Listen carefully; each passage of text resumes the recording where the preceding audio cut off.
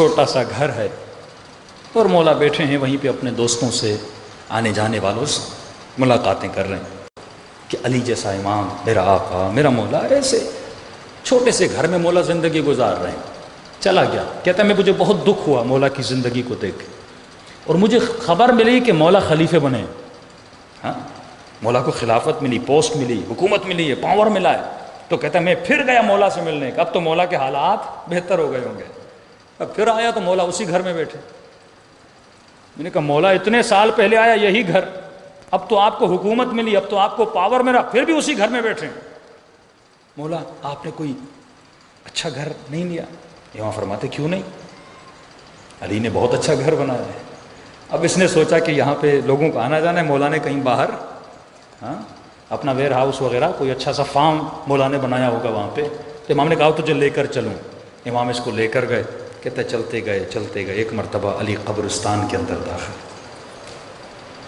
جیسے قبرستان میں داخل فرمایا السلام علیکم یا اہل الدیار، اے قبروں میں رہنے والے، علی کا تم پر سلام ہو۔ بس تم تھوڑی جلدی سے چلے گئے ہو اور علی بھی بہت جلد تم سے ملنے آ رہے ہیں۔ فرمایا میں نے اپنا وہاں پہ بہت اچھا گھر بنایا ہوا ہے، اور جب تجھے علی سے ملاقات کرنی ہو، علی کا اچھا گھر دیکھنا ہو، تو مرنے کے بعد جنت میں علی سے ملنے آ جانا۔ حقیقی محل اہل بیت کے وہاں ہیں، حقیقی گھر جس کی تمنا کرتے ہو کہ اے خدا مجھے جنت میں علی ابن ابی طالب کا ہمسایہ بنا۔ یہاں بڑے بڑے بنگلے والے، لیکن وہاں پہ اصل میں یار تو وہ ہے نا کہ تمہارا وہاں پر، یہاں کے گھر تو چھوڑ کے جاؤ گے آج اپنا، پھر بیٹے کا، پھر پوتے کا، پھر پتہ نہیں کس کا، لیکن وہاں کا جو گھر ہے وہ ہمیشہ تیرا ہی تیرا رہے گا۔ کوشش کرو کہ یہاں کے گھروں کی تختیوں کو مت سجاؤ، جنت کے گھروں کی تختیوں کو سجاؤ۔ صلوات پڑھے محمد و آل محمد۔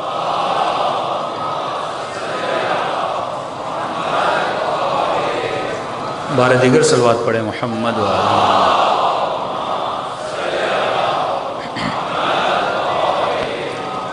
دوسرا فرمائیے راحت طلب بھی ہے، چوتھا یہ نفس بدبخت لذت پرست ہے۔ اس کا جو دھوکہ ہے وہ لذت ہے۔ اب ہر انسان کا معیار الگ ہے۔ اکثر لوگ کہتے ہیں کہ مولانا، علماء فرماتے ہیں کہ خدا کا شکر کرو کہ تم کوفے کے ماحول میں نہیں تھے، شکر خدا کرو کہ اتنوں سالوں کے بعد یہاں پیدا ہوئے ہو اور آج تم 14 کے 14 معصومین کے ماننے والے ہو۔ کیونکہ بڑا مشکل ہوتا ہے انسان جب ایک برے ماحول میں بڑا ہوتا ہے، وہاں پہ جو انسان کو دعوتیں ملتی ہیں۔ اب ہر انسان کی لذت الگ ہے، ہر انسان کا نشہ الگ ہے۔ میں نے کسی جگہ پہ کہا تھا لوگوں کا نشہ، کسی کا نشہ چرس ہے، کسی کا نشہ شراب ہے، کسی کا نشہ نگاہ حرام ہے، کسی کا نشہ فلمیں دیکھنا، کسی کا نشہ کرکٹ کھیلنا، ہر بندے کا نشہ الگ ہے۔ مولویوں کا نشہ کیا ہے؟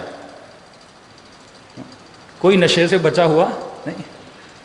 یہ حدیث معصوم ہے کہ کسی کا نشہ حکومت، کسی کا نشہ پیسہ، کسی کا نشہ دولت، کسی کا نشہ اچھی آواز۔ فرمایا مولویوں کا نشہ ہے واہ واہ، یہ مولویوں کا نشہ ہے، یہ ذاکروں کا نشہ ہے کہ جب ان کو کوئی واہ واہ کرتا ہے تو انہیں کیا ہوتی ہے؟ خوشی ہوتی ہے، کیونکہ ذات کی واہ واہ ہوتی ہے۔ اسی لیے فرمایا کہ جب بھی واہ واہ کرو، یہ واہ واہ کرنا گناہ بھی ہے، یہ واہ واہ کرنا ثواب بھی ہے۔ کہ مولا گناہ کب ہے، ثواب کب ہے؟ کہ جب واہ واہ کرنے والا واہ واہ کرے ذاکر کو، کسی شخص کو، تو گناہ ہے، لیکن اگر واہ واہ کرنے والا واہ واہ کرے اس ذکر کو جو ذاکر کر رہا ہے، تو پوری رات بھی کرے تو کیا ہو جاتا ہے؟ عبادت ہو جاتا ہے۔ ہر انسان کا اپنا نشہ ہے، ہر انسان کسی نہ کسی نشے میں مبتلا ہے۔ ضروری نہیں کہ اگر مجھے ڈرامہ اچھا لگتا ہے تو آپ کو بھی لگے، ضروری نہیں کہ آپ کو مثلا سگریٹ کا نشہ ہے تو دوسرے کو بھی ہو، ضروری نہیں کسی کو گھٹکے کا نشہ ہے تو دوسرے بندے کو بھی ہو، کسی کو مال کا نشہ ہے، کسی کو حسن کا نشہ، کسی کو اچھی آواز کا نشہ۔ تو فرمایا یہ جو نفس ہے یہ تجھے لذتوں میں مبتلا کرتے۔ اب یہ تجھے چیک اینڈ بیلنس کرنا ہے کہ میرے اندر کون سا نشہ ہے کہ جس کو میں ختم کروں اور اس کے ختم ہونے کے بعد میں اپنے نفس پر کیا کر سکوں؟ کنٹرول کر سکوں۔ تو فرمایا ایک یہ نفس بڑا راحت طلب ہوتا ہے، لگژری لائف اسٹائل کو پسند کرتا ہے، دوسرا یہ تمہارے اندر لذتوں کو ایجاد کرتا ہے۔ اب لذت کا نشہ کیسے ختم ہو؟ آپ سفرے پر بیٹھے، مولا علی فرماتا ہے انسان کھانا کھاؤ، کھانا کھانا منع نہیں ہے، لیکن کھاتے کھاتے ابھی تمہارے پیٹ میں 2 لقموں کی جگہ ہو تو کھانے کو چھوڑ دو۔ بعض مومنین تو ایسے ہیں کہ لقمہ جاتا نہیں، پیچھے سے دھکا بھی دینا پڑتا ہے۔ میں نے بعض عراق ہم گئے ہمارے، کیونکہ میں عراقیوں کے ساتھ بہت پلا بڑا ہوں، تو ان کی بڑی عادت ہے لقمے بڑے بڑے لیتے۔ تو طالب علم تھا، ساتھ پڑھتا تھا، میں نے کہا بندے خدا تو یہ ہمارے یہاں ایسے کھایا جاتا ہے؟ یعنی کہ مولا فرماتے نہیں، چھوٹے چھوٹے لقمے، کم از کم آپ کے دانت کتنے ہیں؟ دیکھیے اس میں جسم کا بھی فائدہ ہے، یعنی اگر اتباع اہل بیت ہو تو دنیا بھی آباد، انسان کی آخرت بھی آباد۔ اگر 33 دانت ہیں تو اگر کم از کم ایک لقمے کو 30 ٹائم چبانا چاہیے۔ اس کے چبانے سے کیا ہوتا ہے کہ آپ کا جتنا معدے کا ڈائجسٹنگ سسٹم ہے وہ ہمیشہ آپ بڑی آسانی سے وہ ہضم ہو جاتا ہے، کبھی آپ کو پیٹ کی بیماری نہیں ہوگی، کبھی آپ کو السر نہیں ہوگا۔ لیکن انسان کھانے کے حریص بنے، لذت لے، جلدی جلدی کھائے، حالانکہ لذت زبان پر ہے، لقمہ نیچے کیا لذت ختم۔ تو مولا کیا فرماتے زیادہ چباؤ زیادہ لذت لو۔ اور سائنٹیفکلی بھی ہے کہ جو انسان زیادہ چباتا ہے اس کا پیٹ بھی جلدی بھر جاتا ہے۔ غالباً آیت اللہ دستغیب کے پاس ایک موٹا سا آدمی گئے، قبلہ مجھے کوئی نسخہ دیجیے پتلا ہو جاؤں۔ اب ہر نسخہ مولوی سے بھی نہیں لیا جاتا، انہوں نے نسخہ دیا، کہا نسخہ یہ ہے کہ اپنے کھانے کے ہر لقمے پر 1 سورہ انا انزلنا پڑو۔ اب اس کو کہتے زیادہ چباؤ، تو وہ چبانے والا تو تھا نہیں، موٹا آدمی کتنا چبائے گا، سست ہوتا ہے وہ۔ تو اسے کہا کہ بھائی 33 مرتبہ اپنا ایک لقمے پہ 1 سورہ انا انزلنا پڑو۔ اس نے کہا یہ تو بڑا مشکل ہے۔ کہا پھر دیکھو نا، موٹا بننا آسان ہے، پتلا ہونا مشکل ہے۔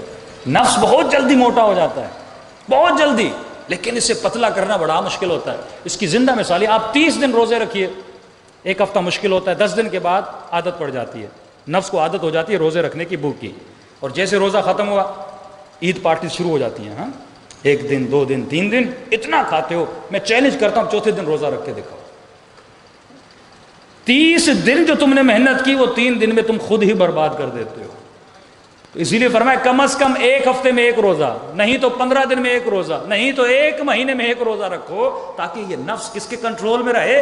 تمہارے کنٹرول میں رہے۔ ایسا نہ ہو کہ تم مرغی کا غلام بن جائے، ایسا نہ ہو تو مچھلی کا غلام بن جائے۔ دیکھو سفرے پر جب کھانا آتا ہے، اب آپ کو ایک مرتبہ پتا چلے یہ میرا سب سے پسندیدہ کھانا ہے، اس دن کنٹرول کر کے دکھاؤ نا کہ مولا کو کباب پسند ہے، فقیر آتے ہیں دے دیتے ہیں، پھر کہتے ہیں علی کا پیٹ تو نمک سے بھی بھر جائے گا۔ اب کیا یہ کنٹرول، یہ سیلف کنٹرول، کیا میں اپنی لذتوں پہ کنٹرول کر سکتا ہوں؟ کہ میں نے کئی مرتبہ مثال دی کہ رسول خدا گزر رہے ہیں، دیکھا جوان بڑے بڑے پتھر اٹھا رہے ہیں، کہ یا رسول اللہ یہ بہت بڑے بہادر ہیں۔ نبی فرماتے ان سے بڑا کوئی بزدل کوئی نہیں۔ یا رسول اللہ کیوں؟ فرمایا یہ بتا پتھر کا وزن کتنا ہے؟ کہ پتھر کا وزن 50 کلو 20 کلو 100 کلو بہت وزن ہوگا۔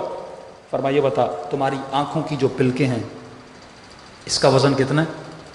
2 گرام 4 گرام بھی نہیں ہوگا۔ فرمایا کتنا کمزور ہے وہ جوان، جب نگاہ نامحرم پہ پڑتی ہے اپنی آنکھ بند نہیں کر پاتا۔